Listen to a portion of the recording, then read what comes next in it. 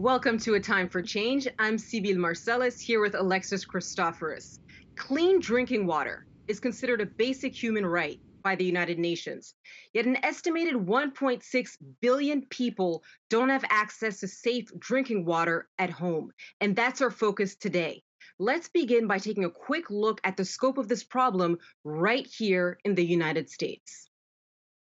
Flint, Michigan, the city that reminded all of us that even here in the United States, safe water cannot be taken for granted. But the residents of Flint are hardly alone.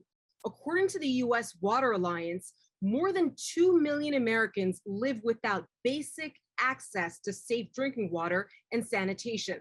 And over 130 million more are served by water systems that have violated standards of the Safe Drinking Water Act. Chemicals like PFAS, lead, and arsenic have been detected in thousands of systems across the country and are linked to potential long-term health problems like thyroid disease and cancer. As of November of last year, settlements for Flint residents have reached upwards of $500 million, and the city has replaced almost all of the lead pipes leading to people's homes. But across the country, there is still much work to be done. The American Society of Civil Engineers estimates that the US needs to invest $1 trillion in the next 25 years on upgrades to create safe and equitable access, signaling that help for many at-risk Americans is still a pipe dream. And of course, Flint, Michigan is the cautionary tale for drinking water, but about 200 miles west, Benton Harbor, Michigan is facing its own water crisis, with water also contaminated by lead. Here to discuss is Benton Harbor Mayor Marcus Muhammad. Mayor, thanks so much for being with us. We appreciate your time. I know that your city is mostly Black. It is poverty-stricken. It's being called the next Flint. Tell us what you're doing to avoid that fate. Well, the first thing that we did in terms of a three-pronged approach was to, number one, create awareness, where we used the bully pulpit to point out and identify that there is a problem. And number two was to go after resources where we can address the problem, which is the third step in terms of correction and trying to remedy the issue. We just recently received a $5.6 million grant from the EPA. Next month, we're going to receive $3 million from the state of Michigan, along with another $10 million once the governor signs the current budget. And in talks with both parties, I've learned that another $10 million from the ARPA funds will also be sent to Benton Harbor, which will put us at around 28 million. And it's an estimated 30 million to remove all the lead lines, which we have approximately 5,940 at this time. Mayor, what led to the discovery of excessive amounts of lead in the drinking water? Did you start to see indications that certain parts of the population were getting ill? How did you start testing? Well, Benton Harbor, I mentioned earlier on a program out of Detroit, Flint is like the Nile River. Benton Harbor would be like the Mississippi, where both are rivers, however, totally different circumstances. So the city of Benton Harbor, we learned after testing, which was a new round of aggressive action by the Eagle to find where are cities that have this problem of high lead lines or lead line services that's contaminating the water. So in 2018, they began to test and found out of 65 homes, 11 homes were showing results of contaminants, lead in the water. The other 54, there were, those results were clean. The water was safe to drink. And then the next study, they found where out of 35 homes, 9 was contaminated with a high lead level. The other 26 was not. So as a result of that, they began to put things in process and in motion, and we began to work with the state agency where we went into a consent agreement to begin the process of remedying the problem. But as it stands now, as I stated earlier, we received approximately 17 million in resources to begin the process of addressing this issue. So, Mayor, I know that Michigan's governor, and you've talked about it here, is proposing $20 million to replace the city's century-old lead pipes. I guess I'm wondering, how likely is it that she'll be able to fully make good on her promise with a Republican-controlled legislature? And also, $20 million sounds like a lot of money, but is the proposal enough? Is more urgent action needed for the people of Benton Harbor? Well, they've already struck a deal where the Republican-led legislator working with the governor decided to put $10 million exclusively set aside for the city of Benton Harbor toward that $20 million that was proposed. The difference is $10 million is going to come from the state budget. The other $10 million will come from the ARPA funds from the Biden administration. So the $20 million, I've been assured, $10 million up front, the other $10 million will follow. And as I stated before, we already have $5.6 million in our account as we speak, along with $3 million that's coming. So collectively, that'll put us about $2 million away from the $30 million estimated to replace all of the lead lines. The biggest issue that we're trying to address is the timeliness. We have projected 10 years. Of course, more resources coming in allows us to shorten that time. And I met with Lieutenant Governor Gilchrist last week, and they've even proposed a quicker timeline. But these are all talks that we are in. I have a meeting with the EPA at 3 p.m. today. They're in town working with the city as well. So the thing that I want people to know and understand that it's going to take a collective effort. We don't want to play the blame game here in the city of Benton Harbor because we know nobody wins that game. We want to find solutions and moving forward, bring all of the collective voices together so we can solve this problem. Mayor, how are residents dealing with this? Are they worried? Are they scared? Have they been boiling water for the past 3 years using filters? Give us a sense of what it's like for individuals on the ground. Well, what I've tried to do is, keep people calm. A lot of times through media and, a lot of different voices, people can panic, given the fact that, lead is a very serious issue in the drinking water. As I stated, out of 65, 54 did not have the issue, 11 did. So, we provided filters for free through the Barron County Health Department. Bottled water has been given out as well. And testing is going on. So, this problem did not get this way overnight. As you know, there's currently 460,000 lead service lines throughout the entire state of Michigan. And according to some reports, we're third in the union in terms of having the most lead service lines in the ground.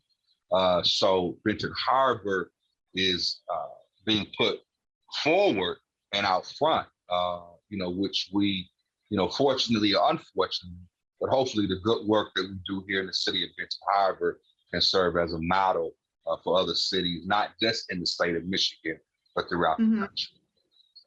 Mayor, I know you are aware that there are a lot of locals who believe the county, the state, the city have let them down. And I know that this month, the National Resources Defense Council actually filed a petition calling on the Environmental Protection Agency to address the crisis. First off, what's your response to that petition? And have you heard from the EPA, and are they going to get involved? So the EPA, as I stated before, we received a grant for $5.6 million. Those funds hit our account this June of 2021. And I have a meeting today with the EPA at 3 p.m. After this interview. So their team is in town. Boots are on the ground. Residents are, being educated. Of course, it's not an eventful and festival kind of issue because it's impacting lives. However, we know that this is a decades-old problem, and we just began to address it in 2018. So, we're 3 years in, and we all know that, as the Bible said, money solveth all things. So it's going to take resources and money, but most importantly, unity, people working together in order to solve the problem. That's residents, that's nonprofit groups, that's local, state, federal government coming together and finding the solutions to address the problem as swiftly as possible. All right, we're going to have to leave it there, but we'll continue to follow your story. Mayor Marcus Muhammad of Benton Harbor, Michigan, thanks so much. Coming up next, in the fight for clean water, how you can let your money do a little bit of the hard work. We'll explain right after this. Welcome back to A Time for Change. Let's repeat a number we mentioned earlier because it's a crucial one. 1.6 billion people worldwide do not have access to clean drinking water at home. That's 19% of the world population. Our next guests are working to change that. That's right. Doug Heske is CEO of Newday, an ESG investing platform that works to support clean water efforts and other initiatives around the world. Now, the pandemic, Doug, had a huge impact on your company. You went from managing 5 million to managing 225 million. Do you find that investors have been more interested in aligning their pocketbooks to their values specifically because of the pandemic? I think probably quite the converse. I think that certainly given the escalation of all of these global challenges that we're suffering from right now is that there is an increased level of focus on wedding profit with purpose. So it is core to our mission, not just to serve as an institutional asset management organization around these important issues like clean water and sanitation, but also what is a collective action program related to getting individuals and institutions to really put action behind many of these issues as well. Now, Doug, I know you have actually aligned your investing platform with a foundation called the Georgie Bedell, I hope I'm pronouncing her name correctly, Foundation. She's a former Miss Africa. She's a model, and she started this foundation to help get clean water and sanitation to her hometown in Africa. Tell us a little bit more about that foundation's mission, but also I'm curious how a platform like yours, dealing with for-profit entities, are able to support something like this non-for-profit foundation. Yes, absolutely. So Georgie Bedell is one of the world's leaders associated with clean drinking water and sanitation. As you had mentioned, she has a reputation, a distinguished reputation as a supermodel. And of course, the work that she's done associated with her foundation is critically important. We aligned ourselves with the Georgie Bedell Foundation, given their very relevant work that they're doing serving her home country of Burkina Faso. So they are truly building a model associated with sustainability, not just with reference to well repair, but also with reference to jobs empowerment for women and training women to become engineers so that many of those wells can be repaired when they break down. And that for us is a true definition of sustainability. So Newday runs what is an institutional investment management strategy built on clean water and sanitation. So we have aligned ourselves as a B Corporation with the Bedell Foundation in order to generate a stream of charitable contributions that we end up directing towards that foundation so that they can continue to do the work that they and only they can do around deep transformative change. Doug, how do you help clients be more specific in terms of helping them invest in the change they want to see in the world? How does one go from caring about an issue such as racial justice, education, fighting poverty, to investing specifically in achieving that change? So one of the things that we are committed to doing across our entire set of investment strategies is really identifying those public organizations that are doing real transformative work associated with a particular impact initiative. So how are they demonstrating out in the work that they do every day, not just writing policy, but putting into practice these important initiatives? So they are organizations that are working on behalf of water organizations right here in the United States in transformative change relative to those communities. We are aligning ourselves with these impact organizations because our philosophy is that you can't necessarily get direct impact by exchanging one share of a particular portfolio or a particular company to another investor, but you can, through the advocacy work that we do, encouraging organizations to do this really important work, but also generating revenues for these organizations that are doing the work that they and only they can do. And that ends up becoming particularly meaningful, especially in areas like West Africa that are so desperately in need for capital associated with these really important impact initiatives. I'm curious if the Biden administration's multi-trillion-dollar infrastructure plan has informed your investment offerings, or maybe how you're guiding clients to invest in ESG. That becomes a very important point right now. And certainly there's been a lot of criticism across the investment marketplace today for what we define as sort of a lack of authenticity associated with ESG investing.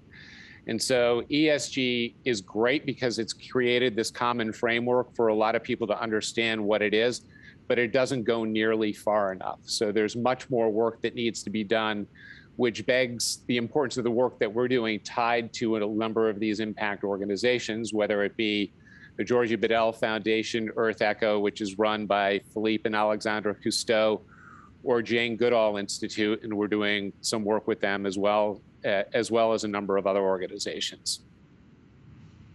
Doug, where do you advise your clients to invest their money to have the biggest impact? In public markets or directly in nonprofit foundations? It really is a combination of the two. So, and I think that these two things can be wed in a way that really creates really important change.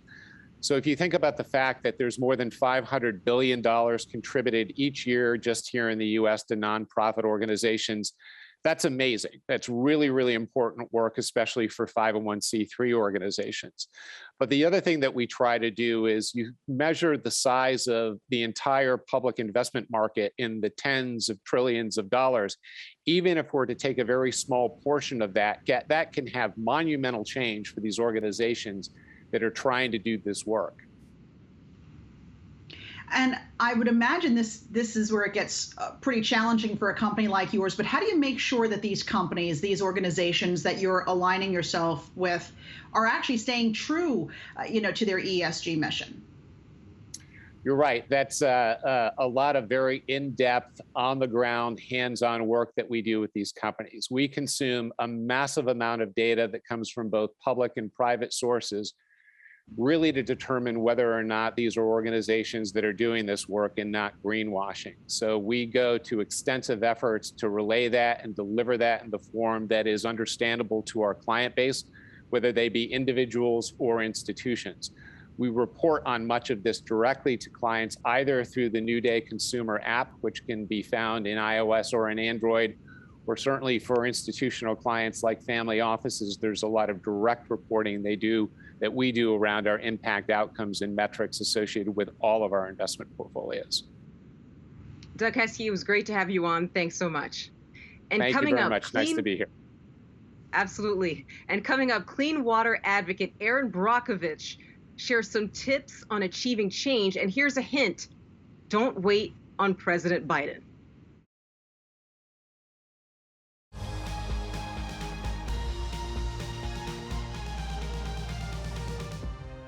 Welcome back to A Time for Change. There is one person whose name is synonymous with the fight for clean, safe drinking water, Erin Brockovich, whose story about battling a California power company accused of polluting a city's water was turned into an Oscar-winning film. Well, she's a great reminder that the fight is worth taking on and can actually be won. Brockovich writes about the value of getting involved in her book, Superman's Not Coming, Our National Water Crisis, and what we the people can do about it. We talked to her a few months ago, and she had a pep talk for all of us that is definitely worth hearing again. You don't necessarily have to wait for some federal oversight to come down and rescue. That's not going to happen. We are going to have to push to have a seat at the table. We have a voice, we've got the courage, we have the ability to work with your community, start a conversation, and just show up. Show up at your city council. So much can happen at a very local level. Start there, and then you can work your way up and build yourself out. Some inspiring words there from Erin Brockovich. Now let's take a quick look at what's ahead on the program next week. In honor of Hispanic Heritage Month, we look at the financial health and challenges of the Latinx community in this country. The United States is home to 62 million Hispanic people, but over 1/3 of Hispanic adults are or underbanked. That is, without a checking or savings account. We will talk to Carlos Hernandez, the CEO of a brand new personal finance company that is looking to serve Hispanic customers. And we will also be joined by Julie Alma Tavares, also known as Investing Latina, a bilingual content creator who is on a mission to teach Hispanic women to invest. We hope you can join us next week, but don't go anywhere. Yahoo Finance will be back after this short break.